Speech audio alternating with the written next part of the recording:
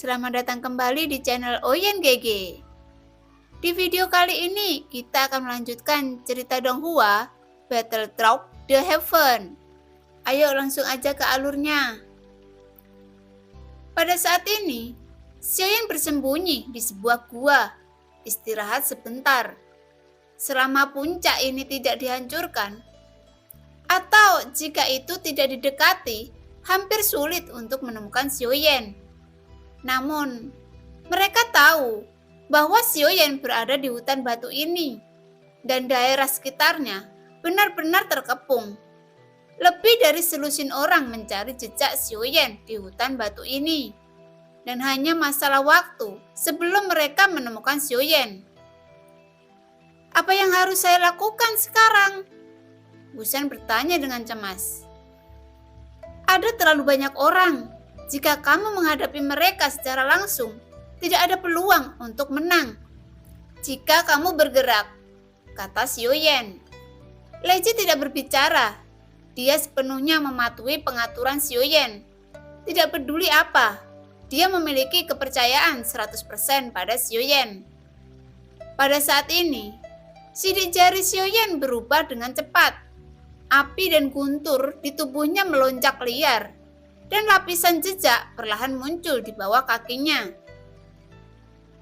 Leji, pinjam kekuatan gunturmu. Bahkan, jika formasi ini bisa ditunda untuk sementara waktu, lalu pergi dari sini, kata Xiaoyan.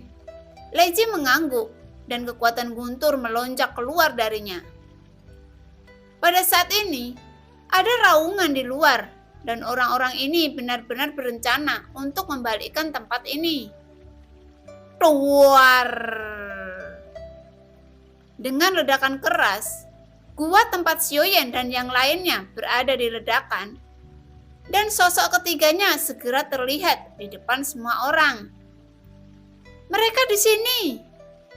Orang yang menemukannya langsung berteriak. Wusan langsung menggerakkan tubuhnya dan menendangnya langsung dengan satu tendangan.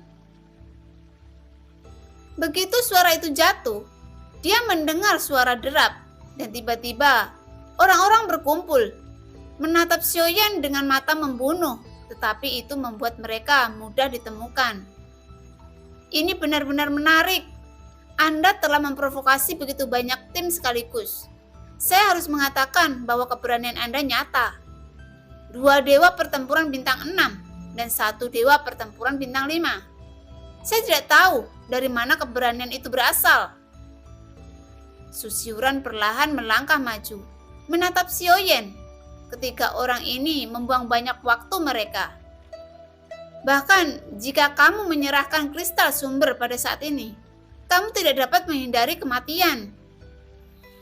Susiuran berkata dengan dingin, niat membunuh melonjak. Bunuh! Sosok Xiaoyan bergerak lebih dulu dan meraung langsung ke arah Xiaoyan dan yang lainnya. Kerumunan tidak ragu-ragu. Origin Ki mereka melonjak dan mereka menembak langsung ke Xiaoyan dan yang lainnya. Kamu sangat antusias, maka aku akan memberimu hadiah besar lagi. Xiaoyan tersenyum sedikit. Ketika menghadapi kerumunan, sinar cahaya menutupi mereka semua dan paksaan yang kuat tersapu. Semua orang terkejut dan mereka membalas. Tetapi Xiaoyan tidak akan memberi mereka kesempatan untuk pergi. Kekuatan jiwa dari domain menyapu jiwa semua orang. Dan pada saat yang sama, cahaya di matanya berputar. Susiuran yang bersiul melihat lingkaran cahaya di mata Xiaoyan dan kulit Susiuran tenggelam lagi. Meskipun dia sepenuhnya siap untuk pertahanan, dia kehilangan kesadaran lagi di saat berikutnya. Tidak hanya dia, semua orang jatuh ke dalam keadaan halus pada saat Yao Peng melintas, dan formasi rantai guntur api meledak saat ini. Kekuatan yang tak tertandingi menyapu kerumunan. Ketika mereka sadar kembali dan melepaskan diri dari formasi besar, mereka pergi mencari jejak Xiaoyan dan ketiganya, tetapi mereka tidak lagi di sana. Susiuran masih yang pertama membebaskan diri, Melihat ketiganya melarikan diri, Jarak bangkit lagi dengan ekspresi garang di wajahnya. Dia melompat dan terus mengejar Xiuyan dan yang lainnya. Janji untuk tidak pernah menyerah. Berita bahwa Xiuyan merampok 2 binatang purba dan dikejar dan diburu oleh semua orang dengan cepat menyebar. Pada saat yang sama, di suatu tempat di surga pembantaian dewa, seekor binatang besar jatuh dengan keras ke tanah saat disapu oleh cahaya hitam.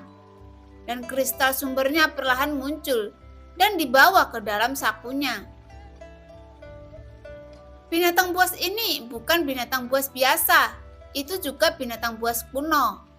Yang membunuhnya adalah seorang wanita dengan tubuh lurus, rambut dan mata merah muda, dan wajah halus dan cantik yang masih terlihat sedikit imut dengan sabit setinggi manusia.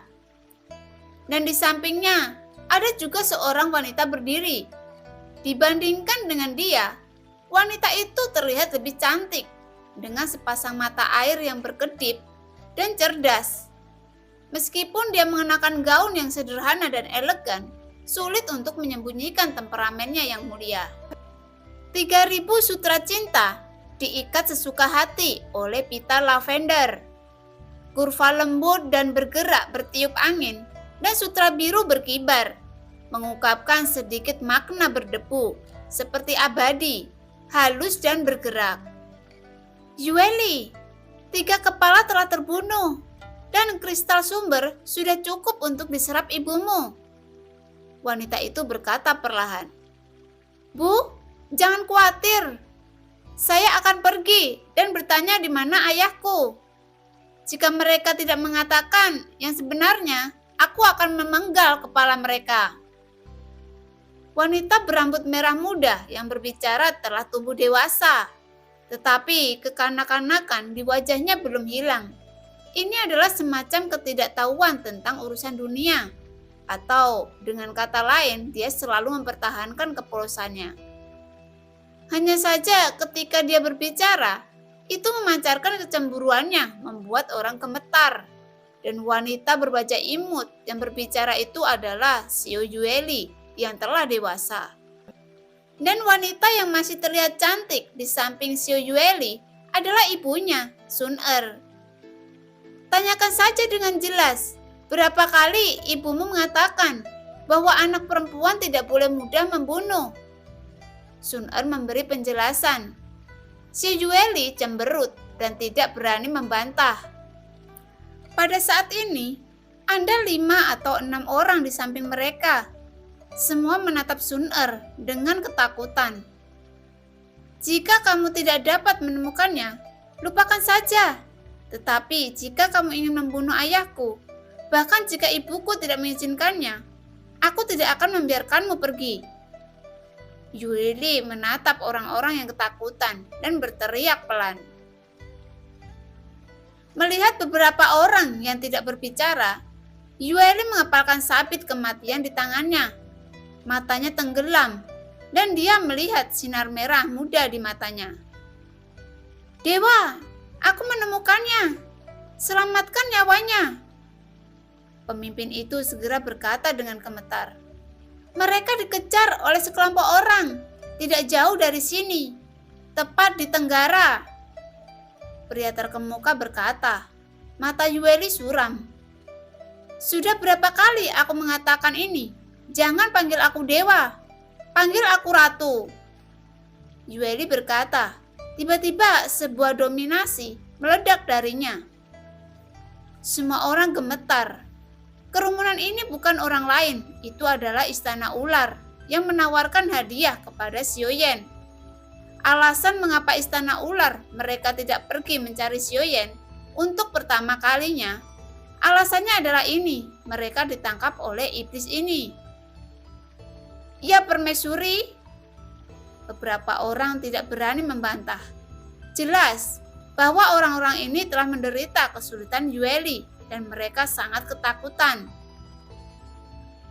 Bawa kami untuk menemukannya, sedangkan untukmu serahkan pada ayah, kata Yueli, dan semua orang mengangguk dengan senyum masam.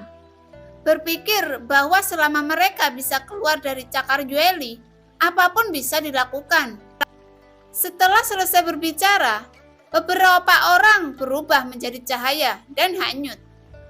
Senyum lembut muncul di wajah lembut Sun Er. Dia sudah lama tidak bertemu Xiaoyan. Dia benar-benar sangat merindukannya. Baginya, Sun Er bekerja sangat keras dan akhirnya datang ke sini. Akhirnya aku akan melihatmu. Sun Er bergumam, detak jantungnya mulai meningkat pada saat ini. Dan ada 2 rona merah di wajah kecilnya. Yueli juga tersenyum ketika dia melihatnya. Di sisi lain, Xiaoyan dan 2 lainnya tertangkap lagi. Dan 2 tim lagi muncul, menyerang bolak-balik. Dan jumlah orang yang mengejar Xiaoyan meningkat lagi. Su Xiuran berkata, "Akhirnya kamu tidak punya tempat untuk pergi. Buang-buang waktu, Lao Shu. Aku sangat tertarik dengan cahaya putihmu. Tapi aku ingin melihat apa artinya." Melihat sosok Xiaoyan, tiba-tiba banyak ocehan terdengar. Dan mereka mengejar selama beberapa hari. Hari-hari ini mereka semua kelelahan. 2 dewa pertempuran bintang 6 dan 1 dewa pertempuran bintang 5. Mereka bermain-main tanpa mengatakan apa-apa. Formasi api Xiaoyan menyapu dan melukai area yang luas, yang membuat semua orang merasakan kebencian di hati mereka. Beberapa dewa pertempuran bintang 7 bahkan menembak langsung ke Xiaoyan. Tetapi pada saat ini, beberapa cahaya pedang meraung melewati dan mereka segera mandek. Aku melihat sosok meraung dari sisi jauh, memegang 2 pisau panjang dengan tatapan tajam di matanya. Jiansu! Xiaoyan dan Wu Shen terkejut saat melihat ini.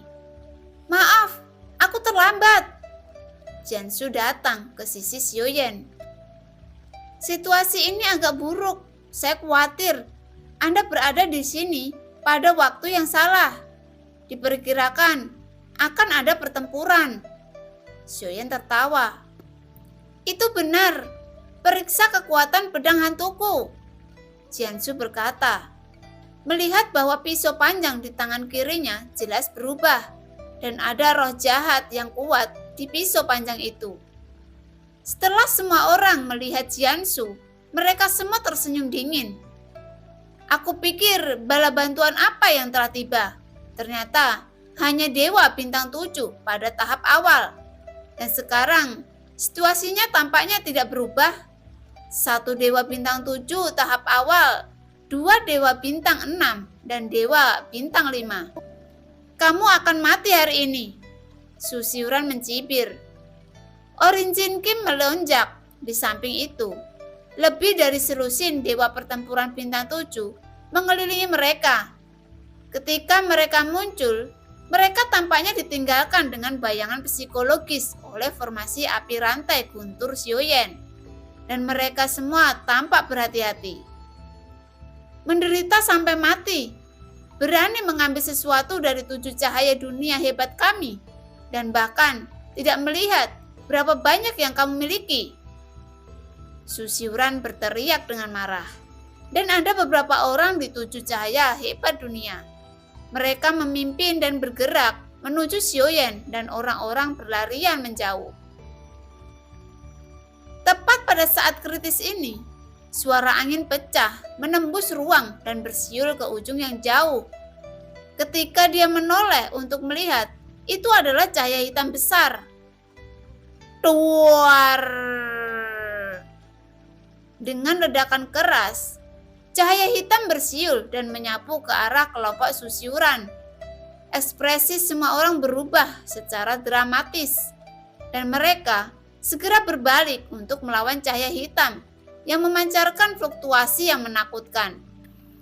Beberapa orang, termasuk Su Xiuran, terkena cahaya hitam. Mereka menembak langsung dari tubuh mereka. Cahaya hitam jatuh ke tubuh mereka, dan dada dirobek langsung, memperlihatkan luka mengerikan yang ekstrim, jatuh dengan keras ke tanah. Semua orang yang berteriak ngeri, dan mereka menembak kembali satu demi satu. Sabit hitam muncul di depan semua orang terlebih dahulu, dan kemudian sesosok perlahan muncul di sabit. Duduk di sabit, aura mendominasi terpancar darinya. Mata semua orang menyusut, termasuk Xiaoyan. "Ini Yueli?" Kelopak mata Xiaoyan berkedut saat dia melihat sosok yang duduk di sabit dengan membelakanginya. Meski berbeda dengan saat dia berada di turnamen 10.000 alam, punggung ini dan nafasnya, bagaimana mungkin Xiaoyan salah mengira putrinya? Maaf ayah, putrimu terlambat." Di atas sabit, Qian Ying menoleh dan senyum lucu muncul di wajah kecilnya yang lembut dan imut seperti hantu pintar, menunjukkan senyum paling polos. Setelah Xiaoyan tertegun sejenak, ekspresi kegembiraan yang tak tertandingi tiba-tiba muncul di wajahnya. "Saya khawatir tidak ada yang lebih dari senang melihat putrinya." Tentu saja, itu bukan untuk apa-apa. Ketika Xiaoyan mengangkat kepalanya lagi, wajahnya yang tersenyum menjadi kaku lagi. Karena di belakang Yueli, pipi tanpa cacat perlahan muncul. Senyum lembut seperti panah yang menusuk jantung, memukul hati Xiaoyan. Buah hati Xiaoyan tiba-tiba mandek saat ini. Rambut panjang dan lentur jatuh seperti air terjun dan jatuh di pinggang genggaman Ying-Ying. Xiaoyan melihat senyum itu, senyum yang tiba-tiba mekar seperti bunga berumur pendek, melepaskan godaan yang luar biasa, membuat mata yang tak terhitung jumlahnya dalam senyum yang indah. Langkah lembut bergerak ringan dan wanita yang tampak seperti orang dalam lukisan itu datang ke Xiaoyan. Mengulurkan tangannya yang kurus seputih salju dan mendarat di atas kepala Xiaoyan, sedikit merapikan rambutnya yang berantakan. Mata yang telah lama acuh tak acuh akhirnya memiliki riak yang bergerak. Dan ini adalah pertama kalinya. Bahkan Yueli melihat mata seperti itu. "Kakak Xiaoyan?" Bisikan ini sudah ribuan tahun. Hubungan antara Sun Er dan Xiaoyan masih sama dengan nama aslinya, dan sepertinya tidak ada yang berubah. Di bawah tatapan mata yang tak terhitung jumlahnya, gadis itu cantik di depan Xiaoyan. Bibir merahnya sedikit terbuka, dan suaranya yang lembut dan halus begitu bergerak hanya di depannya. Xiaoyan tidak berbicara, mengulurkan tangannya dan memeluk Sun Er dalam-dalam, seolah-olah dia akan meleleh ke dalam tubuhnya. Mata Lei Ji sedikit menyipit, dan ekspresinya segera berubah sedikit. Dia menatap Sun Er, dan dia sedikit tersesat untuk sementara waktu. Tidak heran, dia terlihat acuh tak acuh pada orang seperti itu. Dia memang hal yang berharga di dunia, bisik Lei Ji. Tetapi ada juga sedikit kehilangan di kedalaman matanya yang indah. Dia tahu posisinya dan tidak akan ada di hati Xiaoyan. Dia bukan roh jahat. Lei Ji terus mengingatkan dirinya sendiri di dalam hatinya. Tetapi matanya masih gemetar, jadi dia hanya membuang muka dan berhenti melihat. Melihat keduanya saling berpelukan, Yueli menunjukkan senyum naif di samping. Melihat ayah dan ibunya, Yueli merasakan kebahagiaan semacam ini. Pada saat yang sama, Susiuran dan yang lainnya segera bangkit dan berbalik untuk melarikan diri.